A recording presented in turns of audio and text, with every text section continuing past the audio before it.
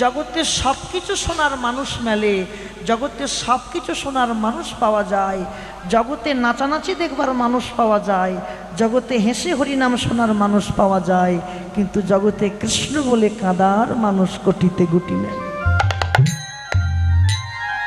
আক্ষেপণটাকে বলেছে জগতে সব কিছু শোনার মানুষ পাওয়া যায়, কিন্তু কৃষ্ণ বলে কাঁদার মানুষ কোটিতে গুটি মেলে। কৃষ্ণ বলে কাঁদে কারা?